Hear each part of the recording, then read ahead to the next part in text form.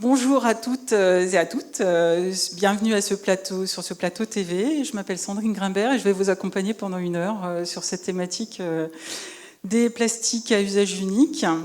Nous avons tous en tête les images très présentes d'ailleurs depuis la conférence, et puis depuis des jours et des jours, il ne se passe pas une journée sans que des images nous soient envoyées par les réseaux sociaux, par les médias. Des plastiques échoués sur les océans, sur les plages, au sein des animaux, sans aller très très loin non plus, le long des routes et des autoroutes, bien malheureusement. On a encore aussi beaucoup de plastique dans les villes, partout autour de nous. C'est une pollution qui est affolante, très visible par tout ce qu'on peut constater, également invisible, et c'est peut-être aussi la pollution la plus inquiétante, puisqu'on parle maintenant de microparticules plastiques. Et l'eau est devenue un sujet de grande préoccupation. Depuis 3 générations, les plastiques ont rempli notre vie, jusqu'à nous les faire rendre indispensables. En fait, on les pense indispensables dans nos vies. Ils nous servent tous les jours, nous meubler, nous vêtir, emballer, protéger, consommer. Pas nous nourrir, mais en tout cas pas directement, parce qu'on a constaté qu'on en ingérait sans le savoir. La production mondiale de plastique, Nancy a redonné quelques chiffres, mais je vais vous en donner quelques-uns qui vont nous alerter un petit peu. 1950, 1,5 million de tonnes de plastique produites. 2006, 245 millions de plastique produits. En 2017, ont été produits sur Terre 348 millions de tonnes de plastique. Sur ces millions de tonnes, une partie est européenne, et sur cette partie européenne, à peine 30% sont recyclés. On a une grande partie qui est donc recyclée, enfin une petite partie, 30% qui est recyclée, le reste est incinéré ou enfoui, donc à tout jamais perdu pour le recyclage. La Commission européenne s'est emparée du sujet, donc, comme dit en janvier 2018, qui a débouché sur une directive en mai 2018, qui nous concerne déjà de très très près, et parce qu'elle était plutôt originale, cette directive, puisqu'elle se basait sur des déchets qui étaient rencontrés le plus fréquemment sur les plages européennes. Donc on a parlé des gobelets, des bouteilles, on les a vus aussi en photo tout à l'heure. IMS a immédiatement compris les enjeux, notamment de société, dans sa mission RSE, mais également pour ses membres d'entreprises. Nous allons donc entendre dans quelques minutes Nancy Thomas, directrice d'IMS, nous parler de ce projet, en compagnie de Robert Schmidt, directeur à l'administration de l'environnement. C'est parce que nous avons le choix aussi, par nos choix de consommation individuelle et nos choix d'achat d'entreprise, que nous avons un grand pouvoir, et un pouvoir de choisir, de refuser, d'influencer également l'offre qui nous est faite tous les jours par les fournisseurs, et dans nos choix de consommation, bien évidemment. Est-ce qu'on est cependant prêt à changer, à bouleverser nos habitudes et à nous y adapter? Parce que oui, on va devoir changer un petit peu. C'est donc une course contre la montre, et cette heure va passer ensemble très très vite d'ailleurs, vous permettre de penser un petit peu autrement. Il existe déjà des solutions, donc c'est ce qu'on va chercher à vous montrer, un plateau très riche. On va parler de ballons en compagnie de Stéphanie Moulin d'ING et de Pierre Schmidt de la ville de Luxembourg.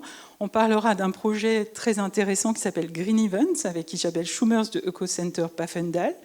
On parlera aussi de gobelets en compagnie de Fanny Mougel d'Alter Domus et de Dominique Laurent de PwC. On parlera de bouteilles et de bidons avec Max Weber des sources Rosport et Gurvan Gaucher de la Banque européenne d'investissement. Nous parlerons également de contenants alimentaires avec Stéphanie Gurgen de l'administration de l'environnement. Et enfin, parce qu'il est important de comprendre la signification de certains mots qui envahissent allégations, les pubs, les propositions qu'on va vous faire. Il nous semblait très important d'avoir des explications un peu plus scientifiques. Et donc, on a invité Bruno Deville du laboratoire OWS de venir nous expliquer ce que ça voulait dire biosourcé, biodégradable, compostable, maison, compostable, industrielle. Comme ça, vous aurez un petit peu d'éclairage un peu plus scientifique. Mais on va commencer par un très beau projet, ce très beau projet du single-use plastique. Et donc j'invite Nancy Thomas et Robert Schmitt à me rejoindre.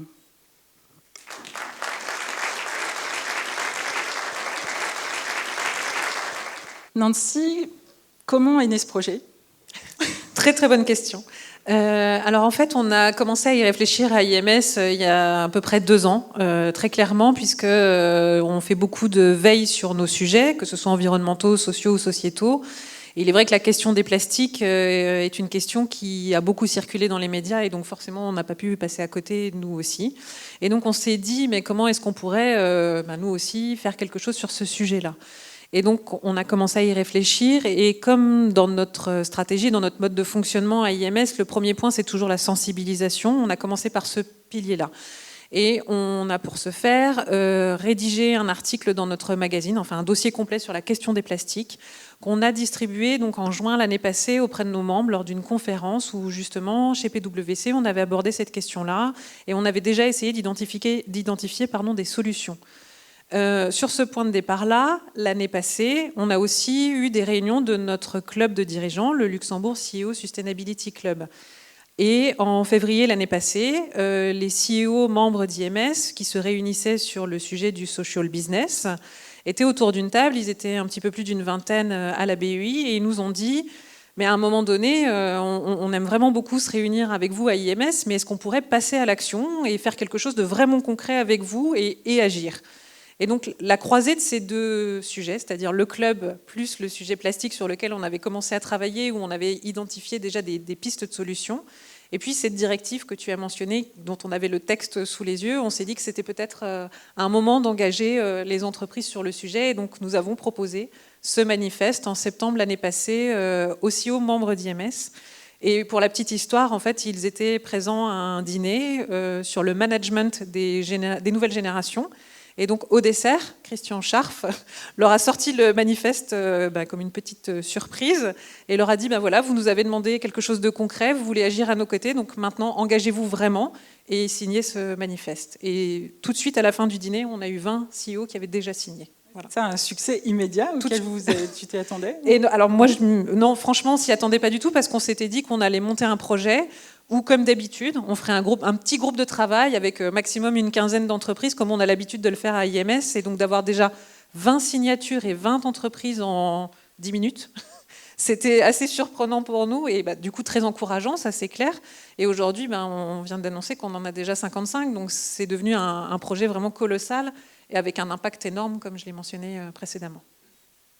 Merci. Monsieur Schmitt, vous travaillez à l'administration de l'environnement. Vous êtes associé à ce programme depuis les premières heures, je crois. C'était quoi votre motivation première ? Je pense qu'effectivement, la mission de l'administration de l'environnement, c'est effectivement une amélioration de l'environnement, mais aussi de la qualité de vie de l'homme dans son environnement. Bon, ça, c'est notre mission telle qu'elle est décrite dans notre base légale. Mais je pense que les chiffres qu'on a vus aujourd'hui, la situation qu'on a vue, montre vraiment clairement qu'il y a un besoin urgent d'agir, donc aussi d'agir et de participer, que l'administration participe. Il y a aussi la directive qui a été mentionnée plusieurs fois sur les plastiques à usage unique, mais il y a encore d'autres directives qui sont en cours, comme les directives sur du paquet économie circulaire, la directive sur le cadre légal, enfin directive cadre déchets, qu'on doit aussi transposer et qui a aussi tout un aspect de prévention, de réutilisation, de préparation au réemploi. Donc, il y a tous ces aspects qu'on doit prendre en considération.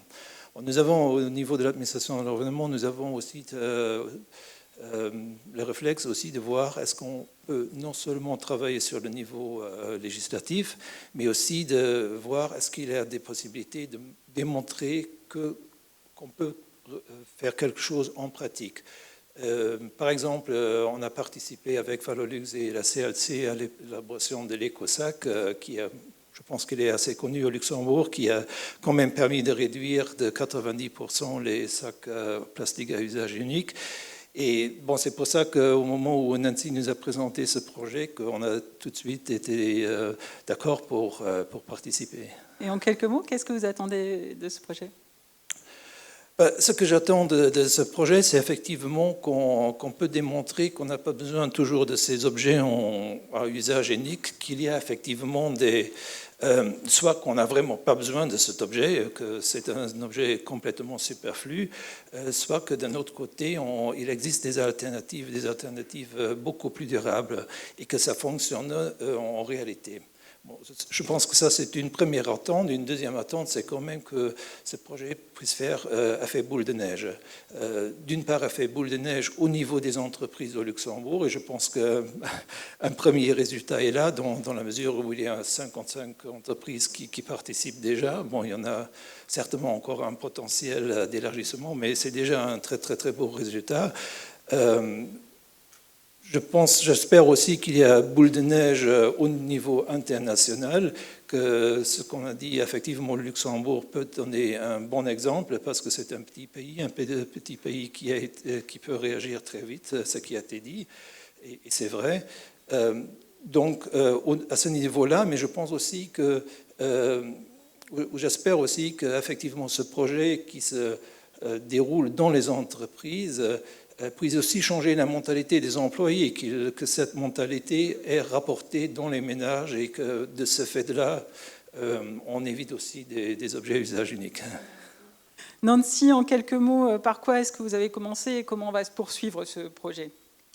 On a commencé ces derniers mois, enfin dès la signature du manifeste, le projet a consisté à avoir des groupes de travail où on a justement voulu recenser toutes les pratiques qui étaient déjà existantes dans les entreprises, parce qu'on ne partait pas de zéro, il y avait déjà des super initiatives, et donc il ne fallait pas passer à côté. Donc on a recensé toutes ces pratiques, et puis on a mené l'audit qui nous a montré les chiffres de tout à l'heure, et dans cet audit aussi, il y avait la question sur chacune des catégories de produits, quel est votre fournisseur ? Et donc pour nous, la suite, ça va être maintenant, l'objectif c'est d'éliminer la liste des plastiques qu'on a montré dans la première conférence, d'identifier les fournisseurs et d'aller discuter avec eux, de trouver des solutions, parce qu'il reste encore des problématiques et il va falloir aller au bout des sujets et pouvoir supprimer vraiment tous les plastiques qui étaient utilisés dans les entreprises. Donc ça, c'est un premier point. Après, il y a d'autres choses qui se développent, puisqu'on a aussi des entreprises qui voulaient signer le manifeste, mais qui, de par leur métier, ne peuvent pas forcément et savent qu'à horizon fin 2020, sur la liste qu'on avait proposée, ils ne pouvaient pas s'engager clairement et dire tel un supermarché, un industriel. Et donc ça va permettre pour nous de créer un groupe de travail aussi parallèle, où on va essayer de trouver des solutions sur des métiers un peu différents de ceux qui aujourd'hui ont signé le manifeste.